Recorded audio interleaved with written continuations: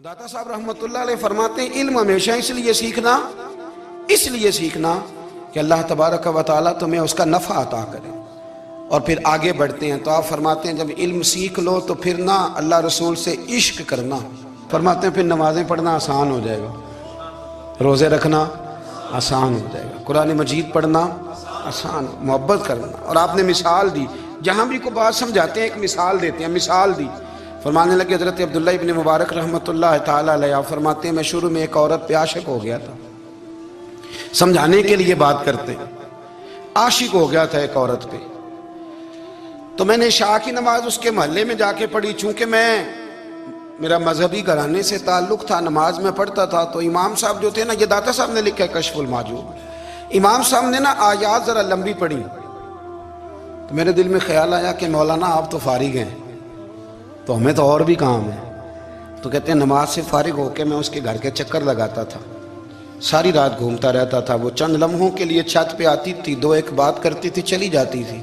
हद ये है कि मुझे कभी उस पर गुस्सा भी नहीं आया, और उसका इंतज़ार करके कभी मैं थका भी। ये दाता साहब लिख रहे हैं।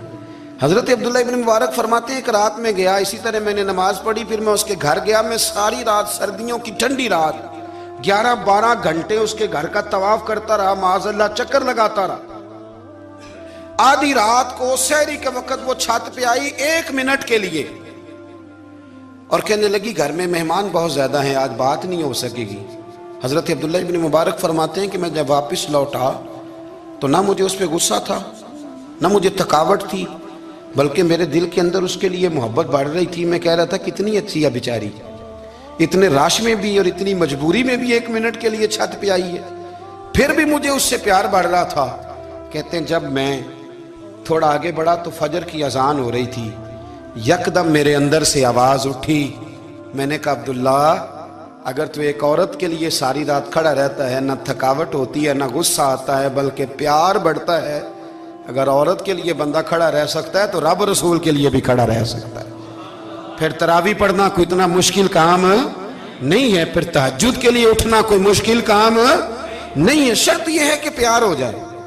एक औरत के लिए अगर ये सारा कुछ हो सकता है तो अल्लाह रसूल के लिए भी हो सकते हैं। फरमाते मैंने तौबा कर ली, और फिर मेरा हाल ये है कि वो तौबा की और फिर 60 साल गुजर गए, सारी रात मुसल्ले पे खड़ा रहता हूं, मुझे कभी थकावट नहीं हुई, फिर कभी थकावट नहीं हुई। तो दाता साहब कहते हैं पहले इल्म सीख, फिर उसके बाद अल्लाह रसूल से प्यार कर, और प्यार वाली नमाज पढ़, मुशक्कत वाली ना पढ़, यानी बोझ वाली ना पढ़ के अब मेरी जान छूट जाए तो मैं भाग के जाऊं, तुम इधर बैठो तो मैं दौड़ के नमाज पढ़ के आया, ये वाली नमाज ना पढ़।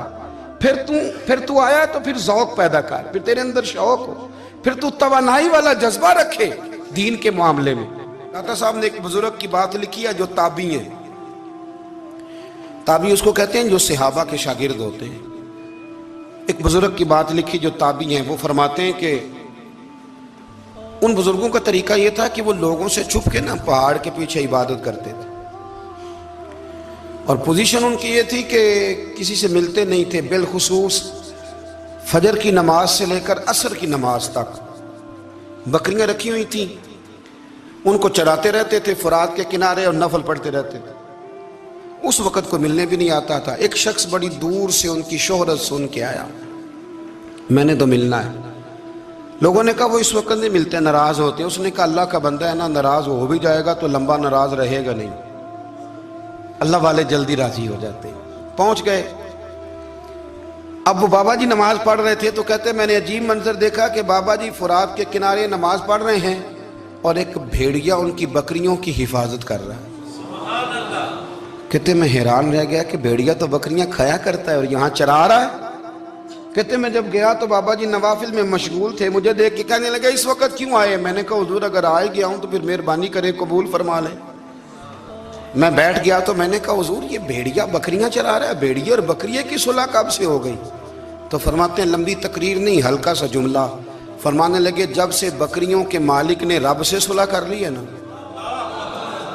तब से भेड़ियों ने भी बकरियों से सुलह कर ली है। बकरियों के मालिक ने रब से सुलह कर ली, गुनाह छोड़ दिए, उसकी फर्माबरदारी में आ गए। अब फिर उसे बकरियां चलाने की जरूरत नहीं रही। बकरियां ना अब بھیڑیا چراتا ہے، کہتے ہیں میرے اوپر کپ کپی طاری ہو گئی بزرگوں کی بات سن کے، اور مجھے پیاس لگی اور خواہش آئی کہ پتہ نہیں اب بابا جی کچھ کھلائیں پلائیں گے بھی کہ نہیں، بابا جی کچھ کھلائیں گے بھی کہ نہیں۔ کہتے ہیں میرے دل میں خیال تھا تو بزرگوں نے نا ایک لکڑی کا پیالہ، ان کے پاس وہ غار میں بیٹھے تھے تو ایک چھوٹا سا پتھر تھا، اس کی ڈھلان بنی ہوئی، بابا جی نے اس کے نیچے لکڑی کا پیالہ رکھا، وہ رکھا ہی تھا تو وہ دودھ سے بھر گیا۔ کہتے ہیں انہوں نے مجھے دیا تو ٹھنڈا اور میٹھا دودھ، میری طبیعت خوش ہو گئی۔ بابا جی نے دوبارہ وہی پیالہ اسی جگہ رکھا تو شہد سے بھر گیا۔ 1000 سال پہلے داتا صاحب لکھ رہے ہیں، کہتے مجھے دیا، میں نے فوراً کہا، میں نے کہا حضور یہ دودھ تو گائیں بھینس دیتی ہے، پہاڑوں سے تو نہیں نکلا کرتا، اور شہد تو شہد کی مکھیاں دیتی ہیں، پتھروں سے تو نہیں نکلتا، یہ آپ کہاں سے نکال رہے ہیں؟ تو کہتے ہیں وہ قرآن مجید پڑھنے لگے۔ وَإِذِ اسْتَسْقَىٰ مُوسَىٰ لِقَوْمِهِ، جب موسیٰ کی قوم نے ان سے پانی مانگا، فرمانے لگے موسیٰ کی نافرمان قوم پانی مانگے، حضرت موسیٰ پتھر پہ ڈنڈا مارے تو اللہ وہاں سے 12 چشمے جاری کر دے۔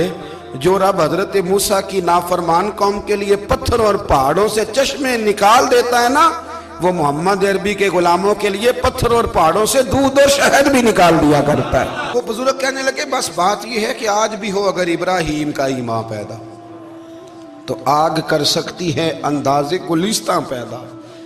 کہنے لگا حضور پھر میرے لیے بھی دعا کریں۔ آپ فرمانے لگے پھر دعا نہ کرا تو مدینے والے کی غلامی شروع کر، تو نبی کریم کی غلامی شروع کر، تو رسول پاک کی غلامی شروع کر۔ ایک بات علم، پھر فرمایا اللہ رسول سے محبت، پھر فرمایا حضور کی غلامی۔ اس سے سارے مکاشفات کھلیں گے، اس سے سارے مشاہدات کھلیں گے، اسی سے کرامتیں ملیں گی، اسی سے مقبولیت ہوگی، اسی سے اللہ نبی کی بارگاہ میں درجہ ملے گا۔ پھر داتا صاحب آگے بڑھتے اور داتا صاحب فرماتے ہیں صوفیاء کی ایک جماعت ہے جو کہتی ہے ہم نے تو کبھی اپنی زبان پر دکھ بیان ہی نہیں کیے، ہر شے اپنے رب رسول کے حوالے کر دی، ہر شے اللہ رسول کے۔ اور داتا صاحب کہتے ہیں کچھ ایسے بھی ہیں جو دعا بھی نہیں مانگتے، لوگوں کے لیے مانگتے ہیں، اپنے لیے نہیں مانگتے۔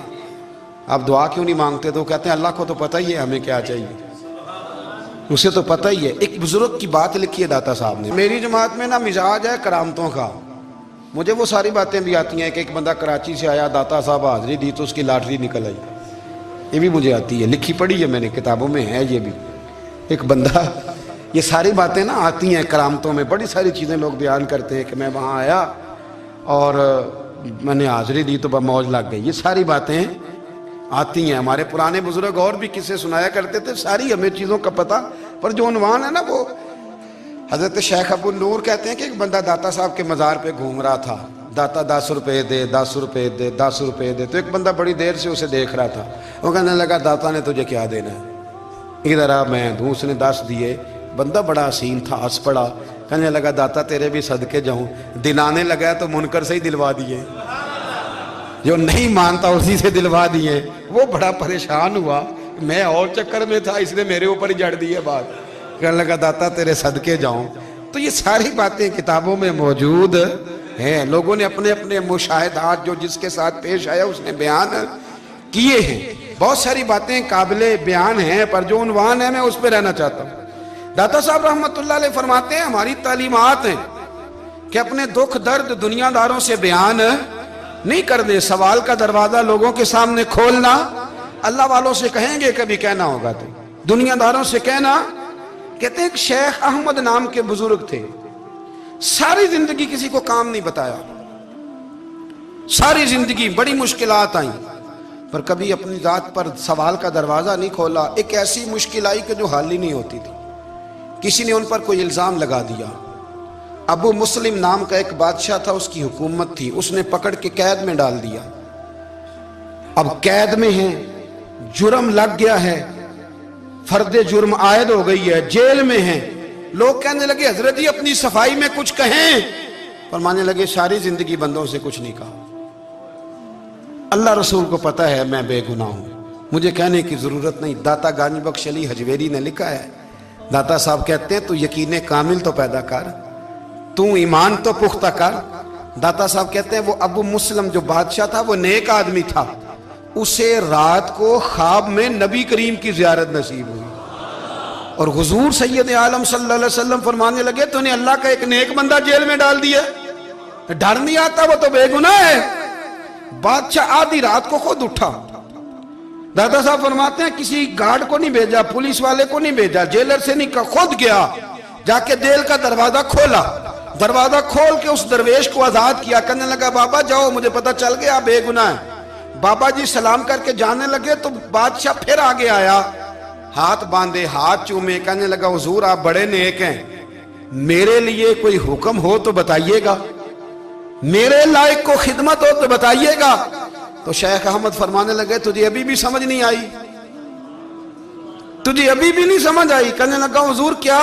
فرمانے لگے جو تہجد کے وقت تجھے اٹھا کے مجھے رہا کرنے بھیج سکتے ہیں وہ میری کوئی ضرورت باقی رہنے دیں گے؟ مجھے کوئی ضرورت پڑے گی کسی اور کو کہنے کی؟